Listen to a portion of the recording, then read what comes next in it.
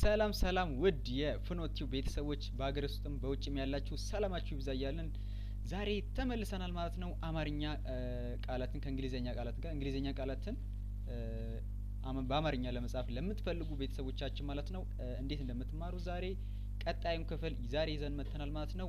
ወደ ትምህርቱ ከመሄዴ በፊት ግን ሰብስክራይብ ማድረግ እንዳትረሱ አዲስ ቤተሰብ የሆናችሁ እንዲሁም ላይክ ማድረግ እንዳትረሱ ሼር ትምህርቱ ለሚያስፈልጋቸው ሼር ማድረግ እንዳትረሱ ቤተሰቦቻችን ዛሬ እንግዲህ ይዘን መጥተናል ማለት ነው። ቀጣዩን ክፍል እንግዲህ ከቀጣዩ ክፍል ብዙ እንደተማራችሁ ተስፋ እናደርጋለን።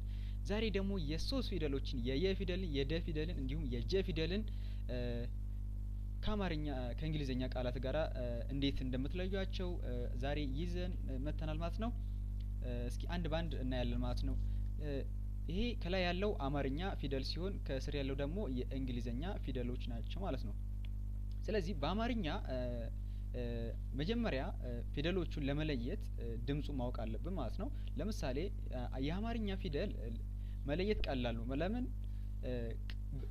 የራሱ ቃሉ ላይ ምን እንደሚጨምረው ማለት ነው። ቅርጽ ተጨማሪ ቅርጾች ምሳሌ አሁን የ ሲሆን መሃል ላይ ተጨማሪ እንደዚህ ይ ሲሆን ያ ሲሆን ራሱ ተጨማሪ ቅርጽ ነው። ቅርጹን በመቀያየር ፊደሉን ራሱ ማለት ነው። በዛ መልኩ ነው የሰባት ቤት ድምጾችን የምንለየው። ግን በእንግሊዘኛ ላይ ምን ይኖረዋል ማለት ነው? ተጨማሪ ፊደል ነው። ምሳሌ አሁን አምስት ፊደሎች አሉ እንግሊዘኛ ላይ ማለት ነው። ኤ ኢ አይ ኦ እና ዩ ይባላሉ ማለት ነው።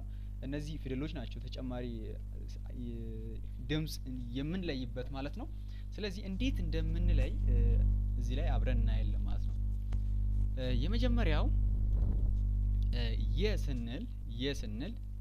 የስንል ማለት ነው ዋይና ማለት ነው ዩን ምሳሌ ይቅርታ እቺ ኢ ነች እቺኛ ኢ ነች። ዋይና ኢ አንድ ላይ መጥቶ ምን ይፈጥራሉ ማለት ነው? እንደ እቺኛው እንደ እ ነው የምትነበበው ብዙ ጊዜ እንደ እ፣ እቺኛው እንደ ኡ፣ እቺኛው እንደ ኢ፣ እቺኛው እንደ አ፣ እቺኛው ደግሞ እንደ ኤም ትነበባለች እንደ ኤ። ከዛን ይሄ ኦሬዲ ራሱ ነው። ይሄ ደግሞ እንደ ኦ ይሄ እንደዚህ አይነት ድምጽ አለው ማለት ነው። ስለዚህ እነኚህን ድምጾች እናንተ በመለየት በቀላሉ መንገድ መያዝ ትችላላችሁ ማለት ነው። ስለዚህ የስንል የመጀመሪያው ዋይና ኢ የ ይባላል ማለት ነው። ሁለተኛው ዋይና ዩ ቀደም ብያቸዋለሁ የምን ድምጽ አለ ማለት ነው። እቺኛዋ እንደ ኡ እና ዩ ዩ ኡ እንደዛ ነገር ድምጽ አለው ማለት ነው። ስለዚህ ዩ ትላላችሁ ማለት ነው። ከዛን ዋይና ኢ ያው ቃሉ ብቻውን ሲሆን አይ ነው የሚሆነው። ግን አንድ ላይ ይ እንደ ኢ ድምጽ አለው ስላለው ምን እንላለን ማለት ነው? ይ እንላለን ይ። ቀጣዩ ዋይና ኤ ነው ግን እንደ አ ነው የሚነበበው ማለት ነው።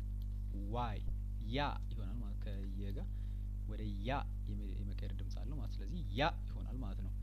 ቀጣዩ የ ስንል ቅድም ብያችኋለሁ እንደ ኤ የመሆን ድምጽ እቺኛዋ ማለት ነው። ይሄንን ወደ የ ቀየረችው ማለት ነው። ስለዚህ የ ማለት እንችላለን ማለት ነው። ስለዚህ እቺኛዋ የ ይሆናል። ቀጣዩ ይ ስንል ራሱ ዋይ በዚህ መልኩ ሲጻፍ ይ ይሆናል ማለት ነው። ብቻውን ሲጻፍ እንደ ይ ነው። እሺ ይሄንን ለዩ። ቀጣይ ከኦ ጋር ሲጻፍ ምን ይሆናል ማለት ነው? ዮ። ይሄ ቀላል ነው። ዮ የሚል ድምጽ ይሰጠናል ማለት ነው። ወደ ቀጣዩ እንሄዳለን። ይሄንን እስኪ እንድገመው። ይሄ የ ነው። እንዴ ላጽዳው።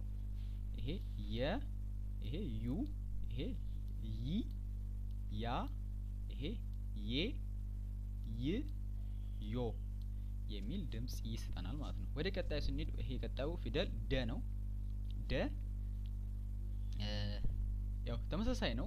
ፊደሉ የሚቀየረው እንጂ ተመሳሳይ ድምጻቸው የምንጠቀማቸው አነባቢ እነኚህ ያልኳችሁ ቅድሞች እነዚህ አነባቢ ፊደሎቹ ተመሳሳይ ናቸው ማለት ፊደሉ ይሄ የመጀመሪያው ፊደል ነው የሚቀየረው። ይሄ ደ ነው የሚቀየረው እንጂ እንትኖቹ ተመሳሳይ ናቸው ማለት ይሄን ከለያችሁ በጣም ሲምፕል ነው።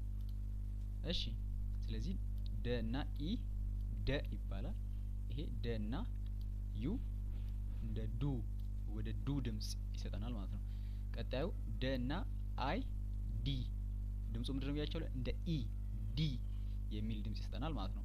ቀጣዩ ደ እና ኤ ወይም ወደ የምን ድምጽ ይሰጠናል? የአ ለምሳሌ ደ ዳ አሁን ደ አ ሲሆን ዳ የሚል ድምጽ ይሰጠናል ማለት። ስለዚህ አይ ቲንክ እየገባችሁ እንደሆነ ተስፋ አረጋለሁ።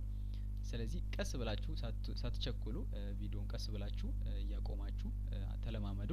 ስለዚህ ዳ እንላለን ማለት ነው። ከዛን ደ እና ኢ ዴ የዴ ድምጽ ይሰጠናል ማለት ነው።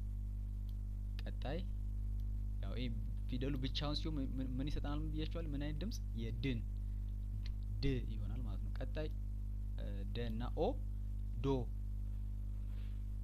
ዶ ዶማ ስትሉ ይሄንን ትጠቀማላችሁ ማለት ነው። እሺ የመጨረሻው ጀ ነው ማለት ነው። ጀ እንግዲህ ጄ ይባላል ይሄ ፊደሉ የመጀመሪያው ማለት ነው። ይሄ ጀ ነው፣ ይሄ ኢ ነው። አንድ ላይ ምን ይሰጠናል ማለት ነው? ጀ ጀበና ስትሉ ጀ እቺኛውን ጀ ትጠቀማላችሁ ማለት ነው። ጀመረ ስትሉ ይሄ ላይክ ይሄን የምንጠቀመው ማለት ነው። ቀጣይ ጁ ስትሉ ጀ እና ዩ ነው። የዩ ፊደል ዩ ይሆናል ማለት ነው። ጁ እንላለን።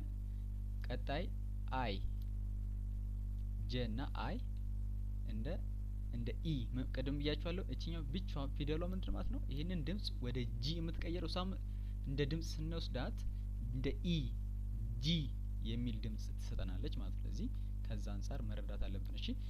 እሺ በዚህ መልኩ ከተረዳችሁት በጣም ቀላል ነው ማለት ነው። እሺ አሁን ፊደሉ አይ ሆኖ ግን ስናነበው ለምንድን ነው ጂ ሆኖ ስትሉኝ ከፊደል ጋር ሲነበብ ፕሮናውንሱ ሲደርስ ሲነበብ ምንድን ማለት ነው? ጂ ከፊደል ጋር ስመጣ ከተነበብ ይሄ ወደ በቀኝ በኩል ይቅርታ በግራ በኩል ያለው ምንድን እሱ ተነባቢ ነው። እቺ ምንድን አናባቢ ማለት ድምጽ የምትቀይር ማለት ነው። ለምሳሌ አሁን የሰባት ቤት ድምጾች አሉ። አንዱ ፊደል 7 ቦታ ተከፋፍሎ 7 ድምጽ ይኖረዋል አይደለ? ግን በቀኝ በኩል ያሉት ምንድን ድምጽ ቀያሪ ማለት ነው። 7 ቦታ ድምጽ እንደሚቀይ ስለዚህ ከተነባቢው ጋር ሲመጡ ወደ ኢ የሚሄድ ድምጽ አላቸው ማለት። ስለዚህ ጂ ብለን እንወስዳታለን ማለት ነው። እሺ በዚህ መልኩ ያዙት። ቀጣዩ ጃ የምንለው ቅድም እሱ ኤ ነበረ በእንግሊዘኛ ግን አንድ ላይ ሲመጣ የምን ድምጽ ያዘች ማለት ነው? የአ አንድ ላይ ጃ ጀ አ እና ጃ አንድ ላይ ሲነበብ ማለት ነው። የመጨረሻው ይቅርታ የቀጣዩ ያው ጄ እቺ ኢ ነች ግን እንደ ምንድን የምናነበው እንደ ጄ ነው። ስለዚህ ለምንድን እንደዛ ሆነ ካላችሁ አንድ ላይ ሲመጣ አንድ ላይ ሲደመር ከተነባቢው ጋራ ይሄኛው ተነባቢ ነው ብያችኋለሁ። እንደ ጄ ብለን መጠቀም እንችላለን ማለት ነው። እዚህ ጄ እንደ ኤ ነው ብያችኋል ቅድም እንደ ጄ ብለን እንወስደዋለን ማለት ነው። እሺ ቀጣዩ ይሄ ፊደሉ ብቻውን ሲሆን ተነባቢ ብቻውን ሲሆን ምን ይሆናል ብያችኋል? ራሱ ጅ ነው። ጂ ሳይሆን ጅ። እሺ ጅ ይሄኛው ማለት ነው። ጅ እንላለን። የመጨረሻው እስኪ ሞክሩ። የመጨረሻው ጄ እና ኦ ጆ የሚል ድምጽ ይሰጠናል ማለት ነው። እንግዲህ ይሄን ይመስላል ከየ ጀምሮ እስከ ጀ ድረስ አብረን አይተናል ማለት ነው። እናንተም እየደጋገማችሁ ባንዴ አይደለም እየደጋገማችሁ እየጻፋችሁ መጻፍ መስባሪያው በሳሌ አሁን ቃላቶች ለምሳሌ የት ስትሉ ለምሳሌ አሁን ዩኒቨርሲቲ ለምሳሌ አሁን የሰው ስም ለምሳሌ ይልማ ለማለት ያሬድ የት ነው ለማለት ይቅርታ ያሬድ ይቅርታ እንደዛ ይመስለኛል። ከዛ ይቅርታ ለማለት ይሄ መጠቀም ትችላላችሁ ማለት ነው። ዮዮ ማለት ትችላላችሁ። ይሄን ይመስላል ማለት ነው። እንግዲህ ብዙ ነገር መጻፍ ይቻላል ማለት ነው። በዚህ መልኩ ቃላትን በመመስረት ተለማመዱት። እሺ በዚህ መልኩ የሚጀምሩ ቃላቶችን በመጀመሪያው ፊደል የሚጀምሩ በደ የሚጀምር ካገኛችሁ በዚህ በመሞካከር መጻፍ ትችላላችሁ ማለት ነው። ቀጣይ እንግዲህ ከተቻለ በቃላቶቹ እንዴት እንደምትለማመዱ አብረን የምናይ ይሆናል ማለት ነው። አላበዛባችሁም። ይሄን ይመስላል የዛሬ ትምህርታችን ማለት ነው። እንግዲህ ብዙ ነገር እንደተማራችሁበት ተስፋ አድርጋለሁ። እንደለያችሁት እንግዲህ በእንግሊዝኛ እንዴት እንደለያችሁት ተስፋ አድርጋለሁ ማለት ነው። እንግዲህ እስካሁን ሰብስክራይብ ያላረጋችሁ ቤተሰቦቻችን ሰብስክራይብ ማድረግ እንዳትረሱ፣ እንዲሁም ቪዲዮ ከተመቻችሁ ትምህርቱ ከተመቻችሁ ላይክ ማድረግ እንዳትረሱ፣ እንዲሁም ለሚያስፈልጋቸው ቤተሰቦቻችን ሼር ማድረግ እንዳትረሱ ውድ ቤተሰቦቻችን። በቀጣይ ክፍል እስከምንገናኝ ድረስ ቸር ሰንብቱልኝ። እወዳችኋለሁ። መማር ለምትፈልጉ ደግሞ በዚህ በታች ባለው ስልክ ቁጥር ደውላችሁ በግል በኦንላይን መማር ትችላላችሁ። ቸር ሰንብቱልኝ። አመሰግናለሁ። አረባክቁ